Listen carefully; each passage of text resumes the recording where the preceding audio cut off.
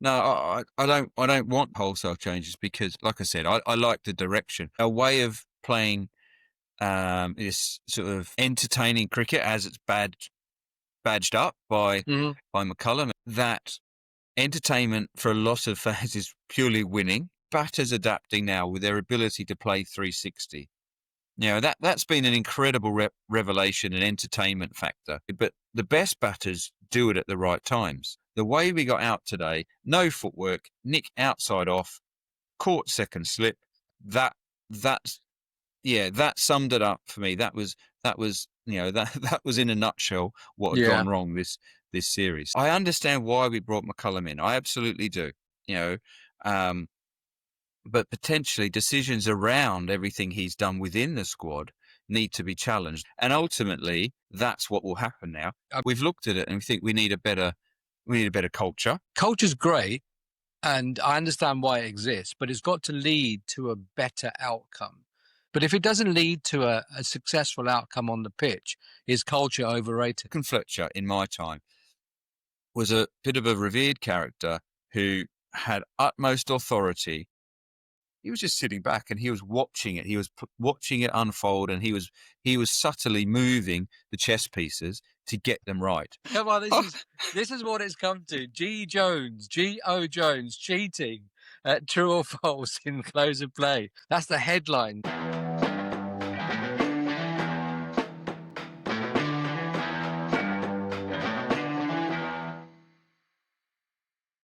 Got to put my hat on. That's a poor start, isn't it? I mean, I've got my hat uniform and I'm looking at myself on the screen watching the countdown, and I haven't got my Washington, whatever they're called, hat on. Cover that bald spot, mate. No, I tell you what, for 58, mate, I've got some hair going on. I'm quite pleased. The Ashes have stayed down under.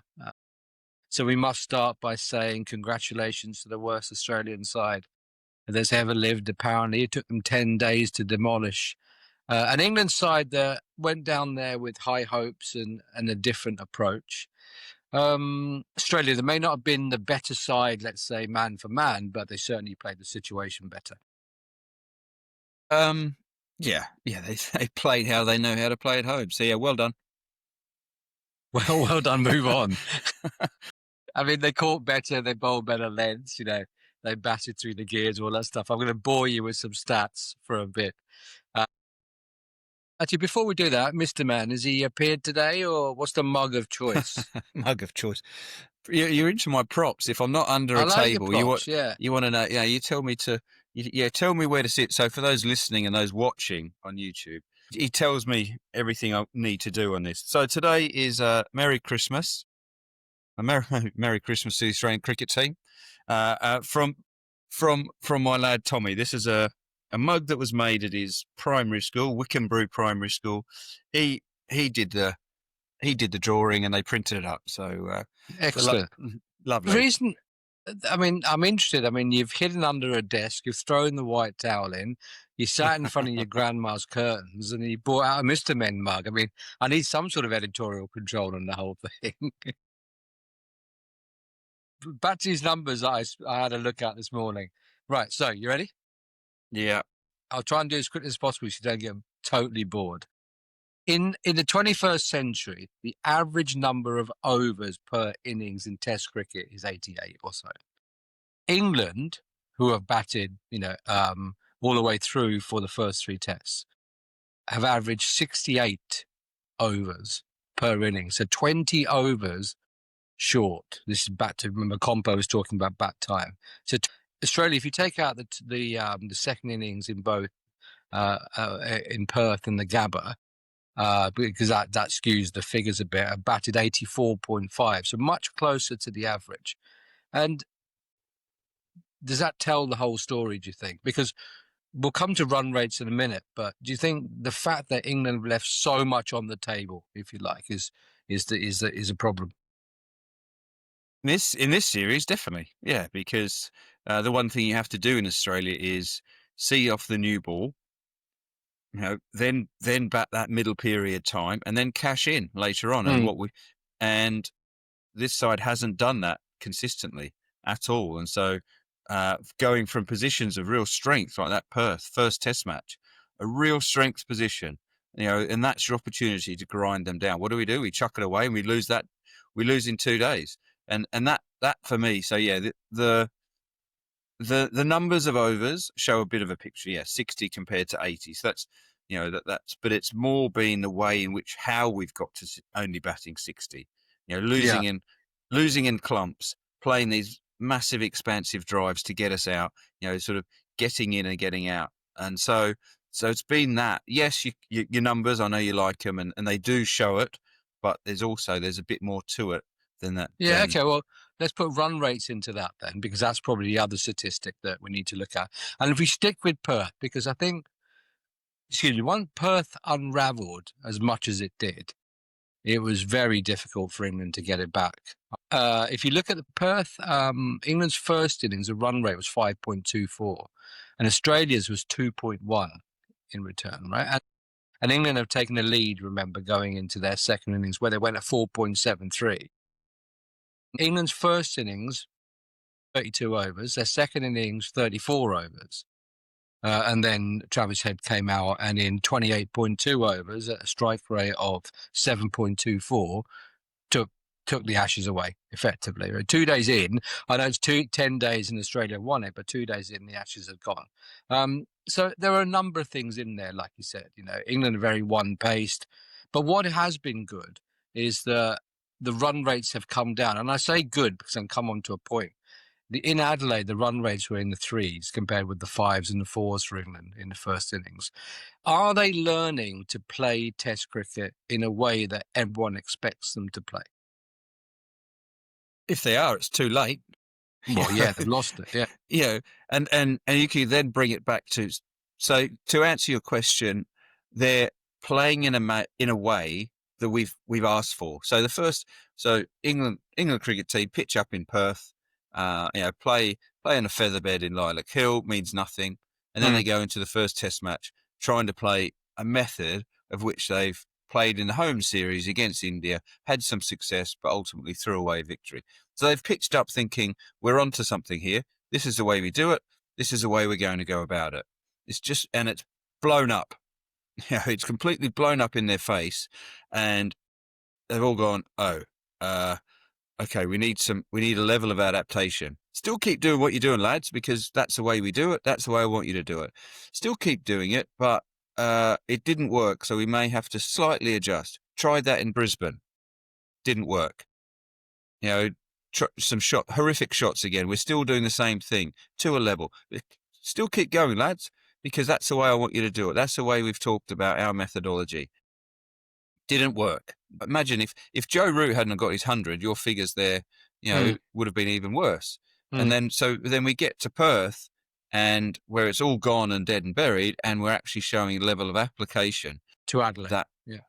To Adelaide, sorry, yeah. We're showing a level of application that we wanted from ball one in this series, which you could argue if those batters and that team had a little bit more preparation time against some higher opposition than just themselves in a Tom Noddy match, these batters would be in a position where they're realising we can't go at 5-6 in Australia. It doesn't work. Their bowlers are too good.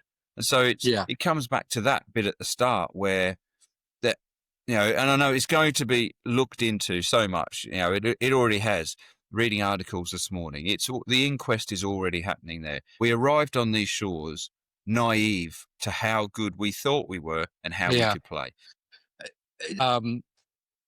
England's run rates are 4 and 4, first and second innings. They're going at the same pace.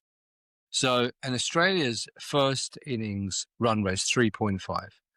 So it looks to me, if you just look to those numbers in isolation, it'll look to me that England just go one pace, score as quickly as possible, get out. Actually it got better. I mean, Perth is 32 overs, 34 overs. The Gabba was in the mid 70s each time in terms of overs consumed for their score. Australia come in and a bit more circumspect, go at 3.5, assess the situation, set it out. England come in and bat the same way they batted in the first innings. Australia go, okay, fine. Well, we know how to bowl at you then, don't we? Right? and then they've set themselves all total. In the second innings, they're going at sixes. I mean, that's just good game management. Yeah. Who's that? Australia going at sixes? Yeah, Australia go at 3.5 and 6. England go 4 and 4. I mean, yeah, and that's that's it, right? It is good. Ultimately. It's pressure. It's recognizing and taking advantage of the situation. So and that's what you expect. Test cricket, the first innings should be tough. Day one, there's a bit in the wicket. Yeah. It's in the wicket, but as a batter, this is why you're playing Test cricket, because you are the best batters we have. You can cope with these situations. You're not going to try and just hit your way out of it every time. You're going to assess it, and you're going to set a foundation for us. And that's what England haven't had, and there's been so much chat about it, and and that's why there's players at the top of the order who people now are looking at and going, should they carry on?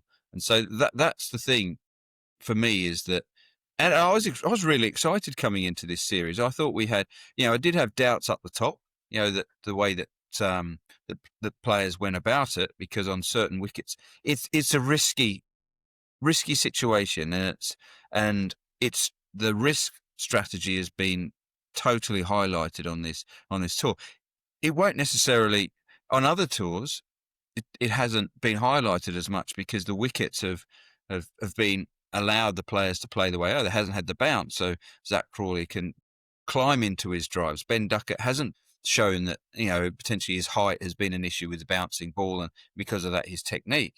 Ollie Pope has played some magnificent innings, but the risk strategy that England batters go in with has absolutely been thrown back in their face, and so Test cricket deserves more than that. Us as fans deserves more than that, and that's why we're also disappointed. That's why there's going to be some guys in their hotel rooms overnight wondering if they're going to be going to Perth and they're going to be Tommy tourists in Perth, or they're going to be playing in Melbourne. Yeah.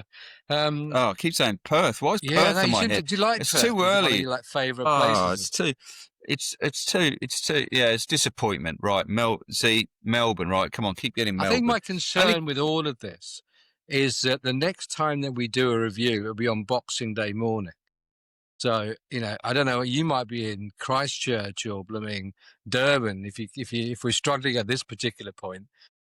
That Boxing Day morning, we need to be on it, mate. Right? It's Melbourne, Boxing Day. I'm like, mate, this is what it's like day 5. And that's why Frazzled. it's hard. It's hard cricket. Yeah, because you're gone. I've gone through the emotions of it back when I was playing. That you've been up and down. I've got to, and then you go through and you wake up.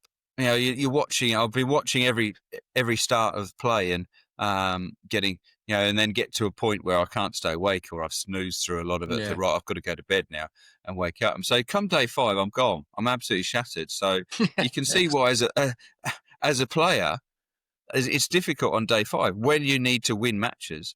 It's hard. It's mentally fatiguing. I can't even get the city right that they're playing in. No, I know. So I think advice for myself is don't pull out a load of stats on day 5 for you. I think that's what I take from all of that, because your tiredness and the glazed look that comes across your face is not a great combination of that. Yeah, no, that's those numbers and stuff. Yeah, you should know by now. They have their place. They have their place, and early on a Sunday morning, day 5 of a Test match is not the place. Yeah, no. Let's go back to your playing days then. So if you can remember that far on a Sunday morning, 05 goes well, 06 doesn't go well. Same as probably every England side that's got on that plane to fly down under. The objective is to win the Ashes. So how did your side go from being on top of the world in 05, 6 months later, to being pretty much where this England side is now? Personnel changes. Okay. Personal changes and a bit of form, really. So who didn't go? Within that, Vaughan was our main one. He had injury, so we lost our captain, we lost our leader. Yeah, okay. And that was pretty much straight after.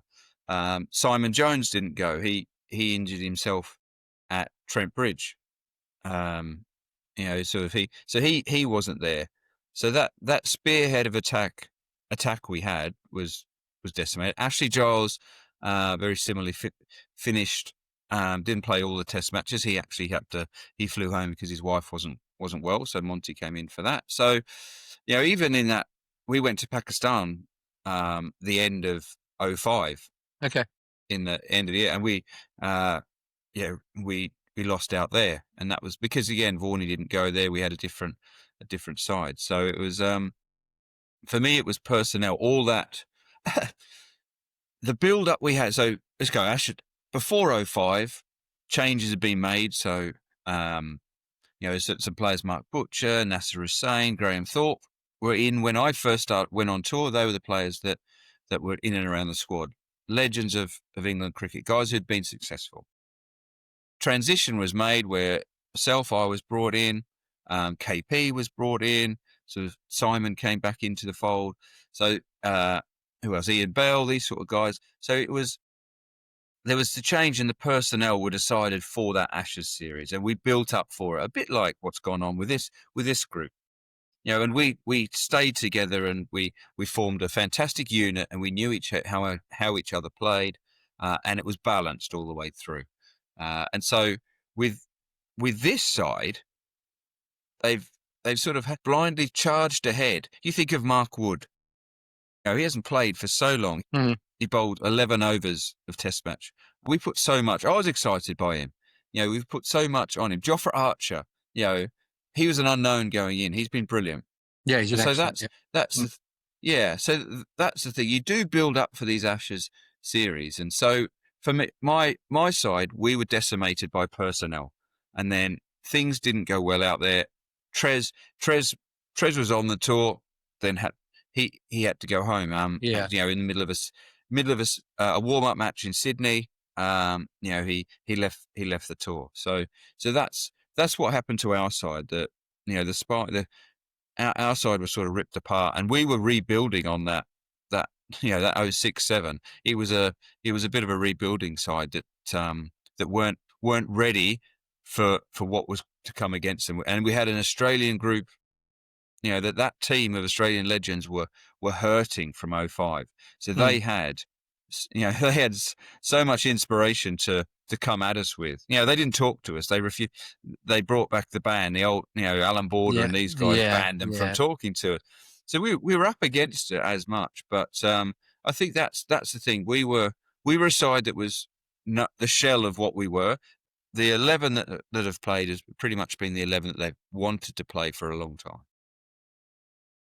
It's unusual, isn't it, with yours? And I don't know if you know why this is, that there was such a short gap between the two Ashes. Normally it's like 18 months, 2.5. It's sort of that cycle, isn't it? Why did you go straight from 05, our summer, down to their summer?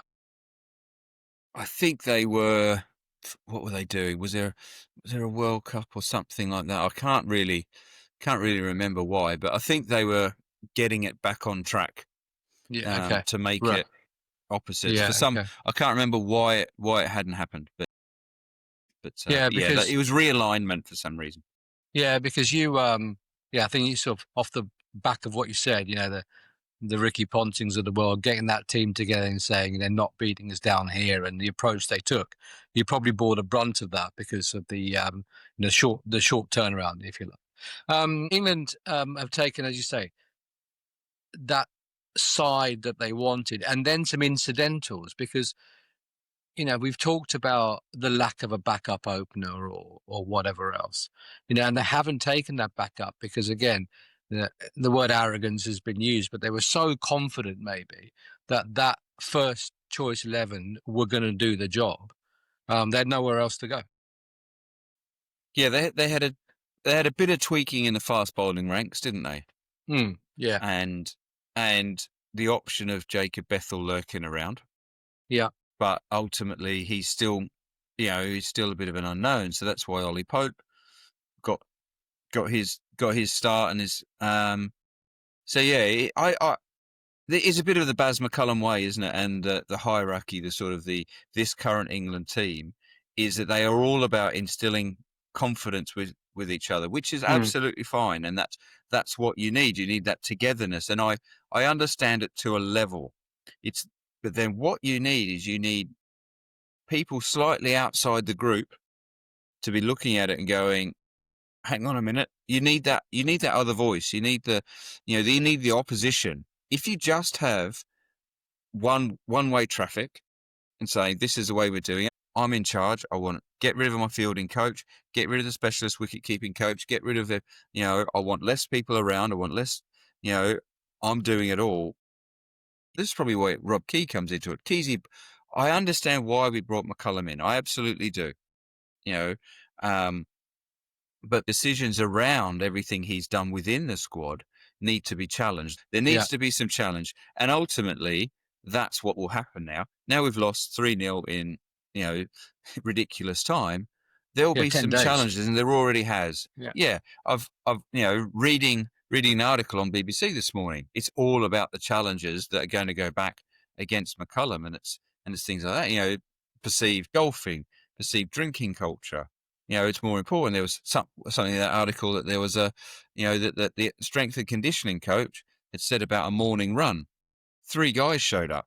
Yeah. There's a question when we get to listeners' questions. There's something about fitness actually in there that I'll try and dig out. Yeah. So for me, it's around that. With I get instilling your group with confidence. That's what sort of.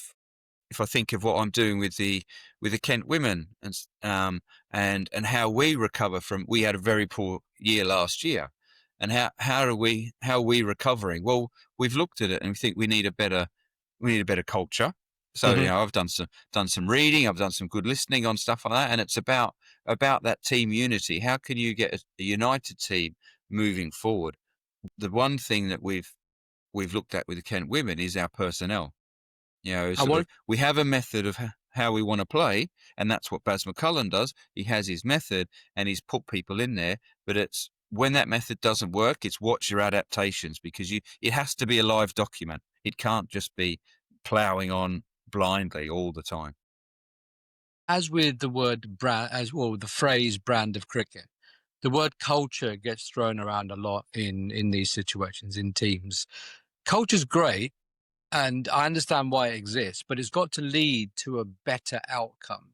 So culture for culture's sake, and it is things like, going out for team meals and drinks and the unity part of it and building that sort of bonhomie, if you like. But if it doesn't lead to a successful outcome on the pitch, is culture overrated? Well, it also can be broken down very quickly.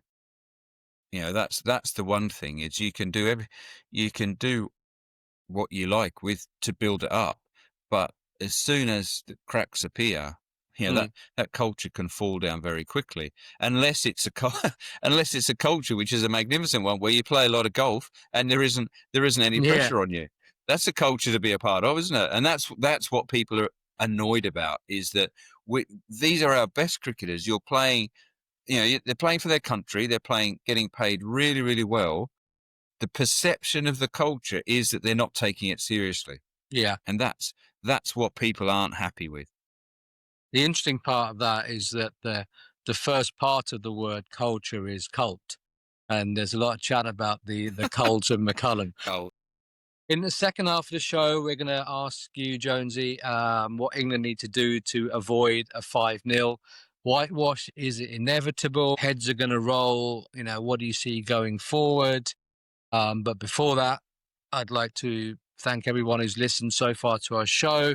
The numbers have been excellent on YouTube, and thanks to everyone for their support. But just a reminder, if you could subscribe to the show on YouTube at Sanjay Murthy Cricket and Close of Play on Spotify and Apple. Obviously, what happens after I've done that bit is the true or false. It is 6-5 now. particular, yeah. It's 6-5. I'm on a massive roll. You're not. You're now overthinking it and trying to second guess me, which is probably not a great move given the fact that I don't know what's going on. So let's go with it. You ready? Yeah, go on.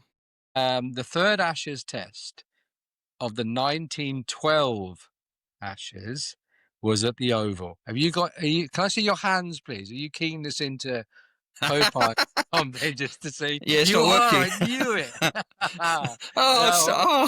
Rumble. Come on. This is what it's come to. G.O. Jones cheating at true or false in close of play. That's the headline. Doesn't matter about England losing. I'm so fed up with these questions. Right, come on. No, you can't. You're a school teacher. Imagine if someone came in to an exam doing that. Right, so that's 6 all. They I'm have not going with the rest no. of it. What I tell the kids at school is that Copilot ChatGPT has its place. Yeah. Yeah, you can absolutely use it. I suppose, but you can't claim it as your own, which I was trying to. But I would have come up with a way that you would never have known. See, well, as with the Roger Woolley incident, you do have to corroborate anything that they tell you that Copilot or ChatGPT, other AIs are available, tells you elsewhere. Right. So the third Ashes Test in 1912 was at the Oval and was scheduled as a timeless test, but the match ended after 4 days. After 4 days, and England won, right? But as they had sold a large number of tickets for the planned 5th day, it was used for the first ever one-day international. True or false? This is good, Ray. This is good podcast. I'll ad-lib whilst you're thinking. Oh, man. Silence, do we? I just hate it. It's a I like these at the tremendous start. question. Now they're just terrible questions because I've got no idea. They're just they're complete guesses. People who you need Stephen Finn on here. He loves a bit of history. I don't know if he talked about how Cal Corner was brought into into cricket. Yeah, Dulwich College. So listening to that, I'm getting good stuff. Not 1912. False. False. It'll be a random day. It'll be some silly. Go on. False. Sanjay Murthy 5, Geraint Jones 7. You've broken your sleep. Yeah, I made that up actually. I thought I was quite pleased with that. The match did end after 4 days because England won, and there was no 5th day, so they just didn't play it. But what was interesting with that is, I made up the 1 day stuff. What was interesting is that was a triangular series, including South Africa, because they were the only 3 countries playing Test cricket in those days. Remember, it was just before the First World War. So within that, so it was a 9-match series, and each match lasted 3 days. So the timeless test was 4 days because England and Australia got into the last match tied on the number of wins. The England-Australia matches counted as the Ashes, even though South Africa were involved in a tournament, and that Ashes series was only 3 games. So there you go. England won by 244 runs on day 4. And it did need a day 5. So there you are. Jonesy, you're back in it, 7-5. We need to get Finney on, and you can come up with Finney's Stats Corner or something, something that makes you a bit happier. Did you? I don't. So you can't have heard it. So Cal Corner, it came up. Why was it named that way? Yeah. So at Dulwich College, there used to be cows grazing at deep mid wicket, Cow Corner. Yeah. And so that's where it came up with. So yeah, interesting. I think we'll do much better facts than you come up with. Mate, that was good. What we're going to do? That's the sort of stuff I'm interested in. So what you would do, because you've got cows. I assume that there's a link in the whole thing, right? No, I don't. Right. What do you want to do next? Let's go with what England need to do to avoid getting hammered 5-0. I've got some readers' questions for you as well. So whilst you're answering my deep questions on that, I'll put my glasses on and try and dig those out. Like I said to you yesterday, England has got a 15% win rate in Australia since the beginning of time, right? We went there with if you break it down in business terms, objective, win the Ashes. Strategy was baseball, right? And that's what they led up to, the side they'd picked, the way they played, all that sort of stuff. And the tactics were to bang it in short, be aggressive, and be aggressive with the bat, get a high strike rate, dominate, that sort of thing. All right. It spectacularly fell apart. But at least they went in with a plan. Now, with the way they played at Adelaide, they've gone back to how Test cricket has been played since the start of time, and that's resulted in a 15% win rate. So is 5-0 inevitable? And if it isn't, what does England need to do to avoid getting absolutely destroyed down there again? This is the plan B, isn't it? And yes, I'll give you. I agree. That's with the way that they've walked into the series. That has been their approach. Their issue has been that one of the, the main factors haven't worked. So they haven't had the sales they expected. Mark Wood is who was going to lead that aggressive attack a lot, and along with Jofra Archer. Mark Wood was that guy who was going to come in and ruffle the feathers. Well, his fitness told that he couldn't do. So then plan B comes into it. Well, what have we got behind it? Well, we've tried to do it with guys who don't have the same impact. They're Bryden Carr. So these guys who, have been inconsistent and, Atkinson, he's not going to, he can't be bowling bouncers at you. He's hitting that line of length. So, Yeah. So what they haven't done, and then you flip it to the batters as well. So our aggressive nature, and and that's when you hear the assistant coaches when they talk about the way the batters go about it, they want the batters to put the opposition bowlers under pressure to be able to then capitalise. Our batters haven't been able to do that either. So we're looking at a bit of a plan B. And the thing with this plan B is that in this test match at Adelaide, I've got that right, Australia were able to combat that plan B with 871 combined test wickets, bringing in Cummins and bringing in Lyon. And Lyon probably didn't have his best test match, but he still made some crucial wickets, especially in that first innings. And so that again is what we're looking at, is what's been our backup plan. It's been there hasn't been one. And that's where now that Stokes' captaincy and his how good his captaincy skills have been come into question, because plan A hasn't worked. What's been plan B? Well, pass. We haven't got one, it seems. And so going forward for the rest of the series is, I actually think they're sort of, we're moving in a good direction. That's what I say about that preparation. Unfortunately, we're 3 tests in, but we're moving in a direction where we're understanding the rhythm of how you do it out there, and understanding, okay, well, this is what this group is capable of and needs to do. So I'm hopeful that in Melbourne and Sydney, you're going to see further progression. We're going to see, Joe Root's we've got one batter that's got 100, haven't we? Joe Root. Yeah, Joe Root, yeah. But around that, he's hardly scored a bean.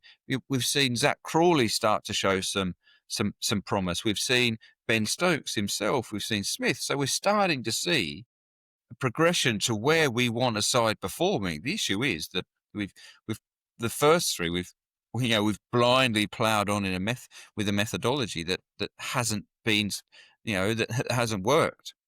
I don't want to keep going back to preparation, but given you mentioned it, if England had a proper preparation, proper warm-up, so they played at the Wacker rather than Lilac Hill against West Australia or whoever, they played the Prime Minister's game and they played somewhere else against the stateside, they would have found out quicker than the Perth test that that plan A wasn't going to work. So I'm staggered that there was no other plan. But even let's say they find out that plan A didn't work in the warm up. So they've got the time to be able to adjust and bring in another plan, which, given the fact that they didn't do it, puts an even greater hammer, a nail, I think, in the coffin of Key, McCullum and Stokes. And what do you think their future looks like? I'm just going to give you Baz McCullum's post-match quote that he said to Aggers. It was never about scoring rates. It was about respecting what's coming at you. You're assessing the conditions, what the levels of risk are, when you need to apply pressure and absorb it as well. Is he delusional? You can ask him that, mate. I think it's what what we're getting is just different messages, aren't we? And I feel there was a clarity to the message before this series. This series has now muddied the water on that message. Yeah. And Yeah, so what he's talking about there is more traditional. I think he's talking about what we need to do. So in terms of that, I think that's the issue, that it's the waters are now very muddy.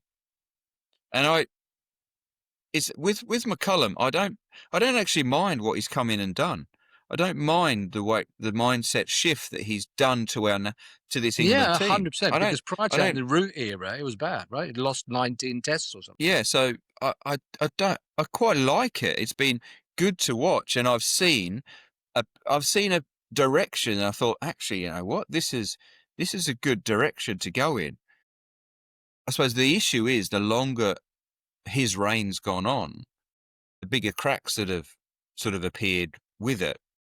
And now it's about, and I don't expect, and I don't want wholesale changes after this series, because I think we're making a good progression in terms of that's interesting, becoming a dominant team.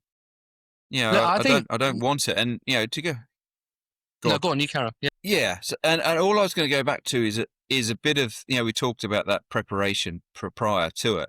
And it is a fine balance, because you can go out to Australia and you can play, let's call it 3 intense matches before the first test. That's what my tour did.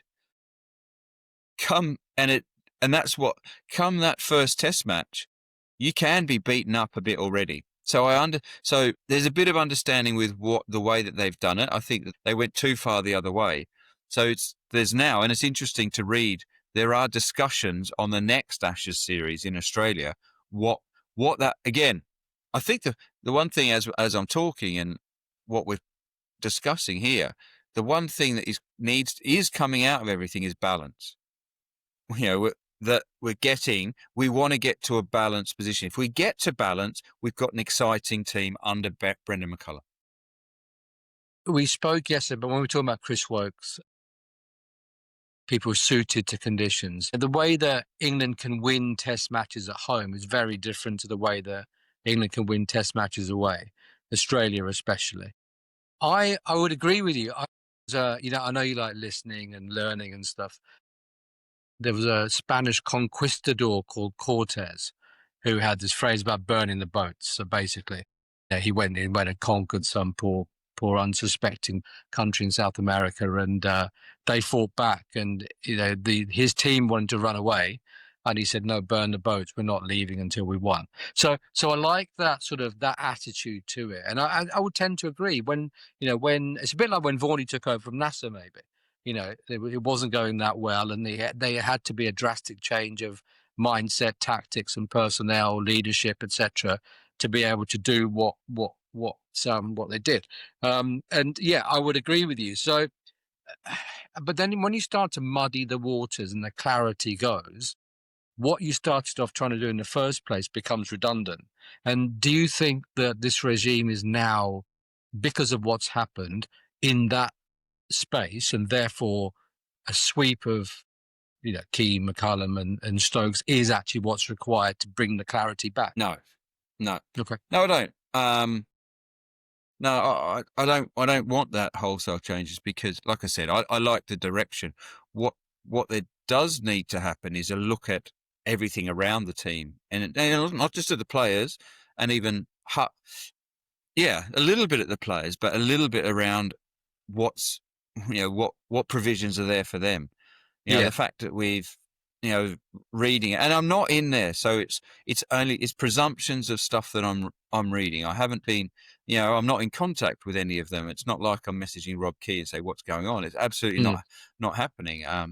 So it's only what my perceptions are from the other side of the world and little bits I've read. But the fact that McCullum has got rid of a lot of backroom staff, and he's put him, one of his good mates in Jeet Patel is basically the only other coach. You got Marcus Trescothick there, but you got Jeet and Patel. And even when he finished his post-day interviews the other day, and he said to the lads, about going off to enjoy yourself a beer, because I will be.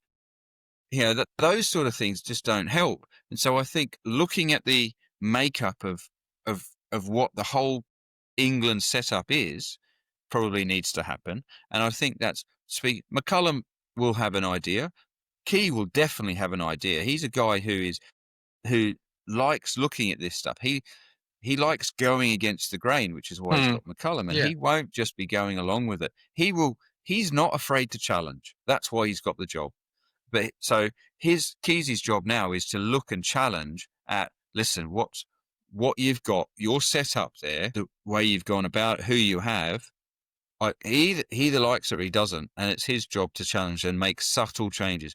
Again, I think we need to make some important but not drastic changes to move forward from this, because they're an exciting group, they're exciting players, but what's around them and the communication and everything to them and coming out to them that's what for me needs to be really looked at, the whole group, not just a playing group.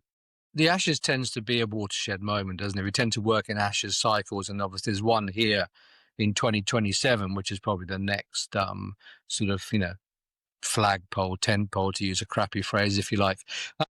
Brendan McCullum comes across as a really nice guy who thinks deeply about strategy, about cricket, obviously loves the game, how it should be played.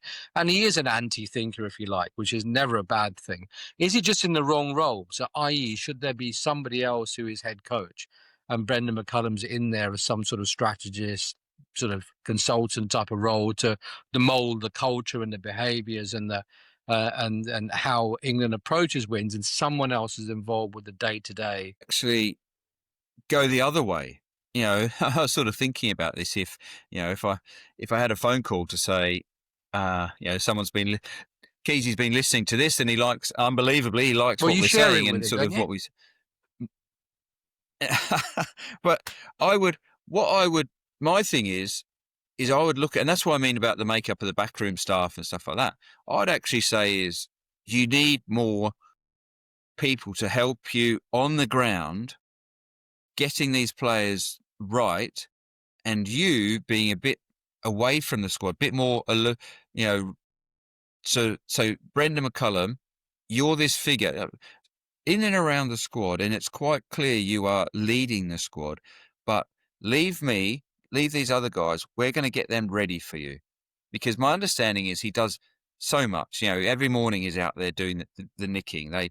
He does the fielding practice. He must be doing. He's a wicketkeeper himself, so he must be helping out with that. And you want your head coach to dip into it. But a bit like my role with James Hockley is that my role I see with Hockers is to give him time to think. It's like, Hockers, go away and think. Go and have that chat you need to. I've got this. Me and the other coaches, we've got this. Our job is to get this team ready. I want you to have some space to look back, to step back and look at them and go, okay, actually, you know what? I think let's have a look at how Popey's playing. Let's just give him let's just have a bit of a chat. Popey, come over this way. So Duncan Fletcher, in my time, was a bit of a revered character who had utmost authority. He wasn't flinging. He wasn't doing the bowlers all day, every day. He loved coming in for the nicking stuff because he was exceptional at it. He did what he was good at. But all the other times, he was just sitting back and he was watching it. He was watching it unfold, and he was subtly moving the chess pieces to get them right. So that would, that's a bit of my thinking from outside of the squad, is that, but it's going against what McCullum wants, because he wanted less people. Yeah, it's separating out thinkers and doers, isn't it? When Sir Alex Ferguson, was famous for not getting involved in training sessions, he left it to his coaches, Steve McLaren, etc., to deliver the technical sessions. Sometimes he didn't even go to the training, and clearly a very successful Manchester United manager. Right, glasses on, because we're going to finish off with some questions that we've had from our viewers. Kate, who we talked about last time, she asked a question about preparation, and you asked her to elaborate on her point. She says, "Hey guys, thanks for the shout out and for answering my point about preparedness and conditions. I think what's perplexing is all the talk around the team prior to playing was that so much prep has gone into this series, literally years worth. And yet on the day for each match so far, the batsmen generally have played stupid shots The bowlers don't hit consistent line and length and can't build any pressure. You shouldn't come as any surprise that she's an Aussie, but she also says, Baz is a Kiwi, so he should fully understand how Australia applies themselves to any sporting rivalry. So 2 questions, really, 2 points. Yeah, she's got a valid point with that preparedness. And I think it comes back to what we were talking on earlier, that they'd prepared themselves in a method which was their exciting brand and going about it with the quicks, bowling short and duffing them up, and then our batters going at it. So I suppose possibly I've answered, I answered a bit in what I said with Plan B. Yeah. And that's part of preparing, isn't it? With the stuff I did with the fire service, if we, you'd have, especially if you went to a car accident, you'd have the plan that the medics wanted, so you'd always have to have that fast extraction plan, but around that you'd have a plan B, and so there'd be that communication to say, okay, well, this is a situation we see, this is what we think, this is the way that we want to do it, the safest way. But if you say to us, we need this casualty out now, it's an emergency, this is the plan we've got for that. And so that's part of preparing, isn't it? To have the ability to see a situation and adapt to it. So is that, I think that's hopefully covered it. I don't know. Yeah, but I think over the course of this episode, we've touched on a lot of those points, really.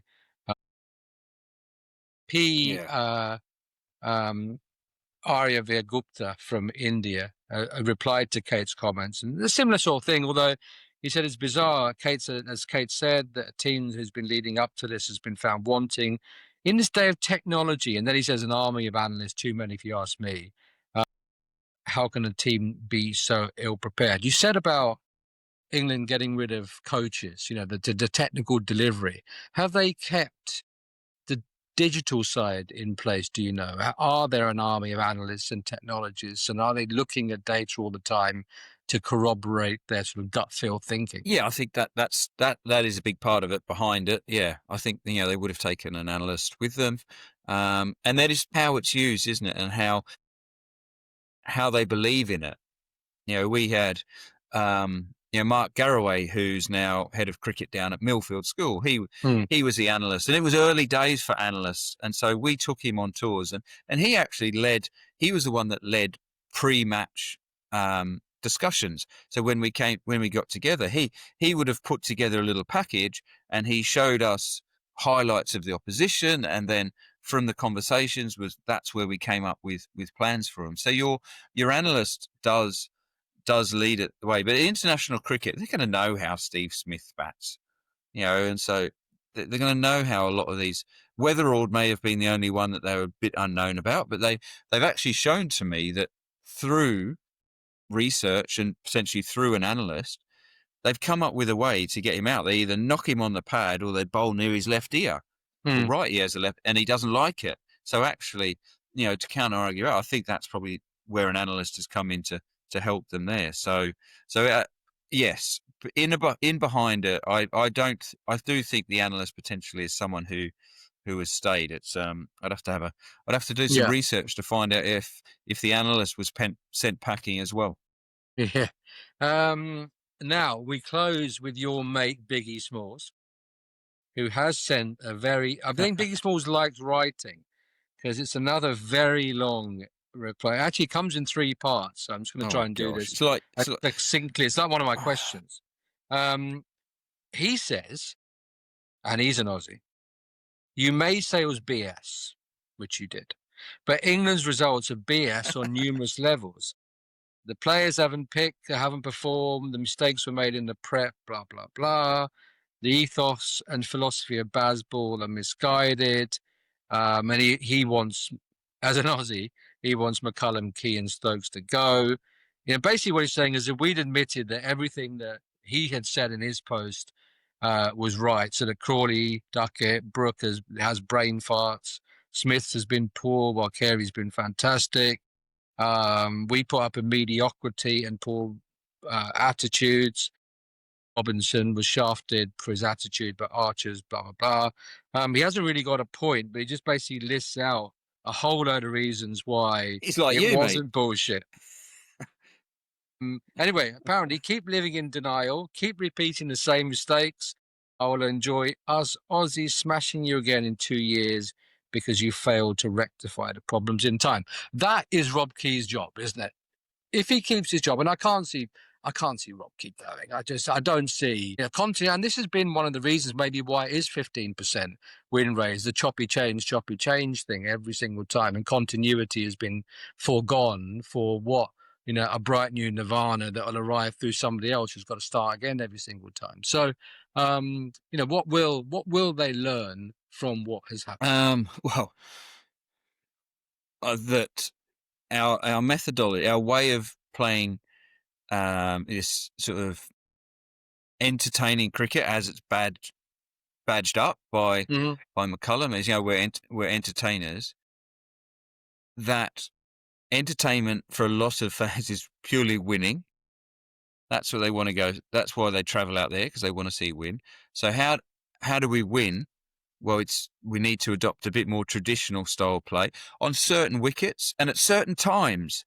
When you need to try and force a wicket, or perception is you need to try and force a wicket. That's when you go to your short ball stuff. I suppose cricket's been played a certain way for a long, long time, and there's a reason for that. We've seen batters adapting now with their ability to play 360. That's been an incredible revelation and entertainment factor. Okay, but the best batters do it at the right times. We're striving. There's always been bowlers that bowl really fast. Okay, but bowling fast but bowling line and length. That's why I go back to Mark Garraway and our analyst chats before. We would go through each batter, and at the end of it, we'd have a list that said TOO, top of off, for every single batter, because that's the proven way that it works. But what we have to find is bowlers who, yes, do bowl at a reasonable pace, not your county cricket trundler, which Keysy a few 18 months ago had a real pop at to say we're not going to win the Ashes, and this is what Biggie Smalls talks about Ollie Robinson. Ollie Robinson is your 78, 80 mile an hour trundler. He does do it well, that he hits a line and length regularly, and that's really successful. I think he got to 50 wickets in sort of nearly record time. Out in Australia, his fitness was a big issue, that he couldn't back it up. Mark Wood, unfortunately, I think the injury toll has caught up with him. He's going to find it tremendously hard to come back in and play Test cricket. But the other bowlers we've got out there, the other bowlers suit, but what they need to do is get better at what they do. They need to become, like a fine wine. With aging, they need to be more consistent.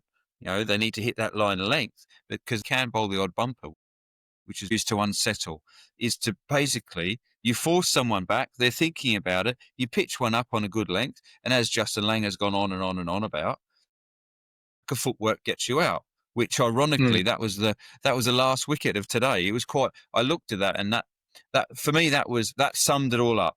The way we got out today, no footwork, nick outside off, the jacks caught second slip, that summed it up for me. That was that was in a nutshell what had gone wrong this series. So what Biggie's saying is, to a degree, you can't clear them all out. We just need to get better and smarter at what we're doing. Because these guys are the best we've got. There might be the odd addition that comes in. Take the bits that work, change the bits that haven't. Jonesy, that's the end of that. We did 5 days, which is our first, as I said before. Australia will be enjoying roast turkey and all the trimmings. England will be eating cold plum pudding.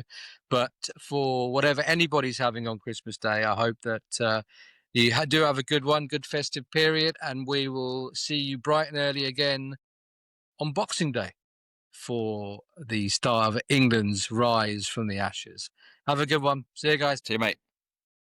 Thank you for all of your support for the work that we do here at Close of Play. But to help us, if you could subscribe to Close of Play on Spotify and Apple Podcasts, and also at Sanjay Murthy Cricket on YouTube, it'll help us. We can get more content out there, get more guests, and keep bringing you our, let's hope, unique views on the game that we all love. Thank you very much.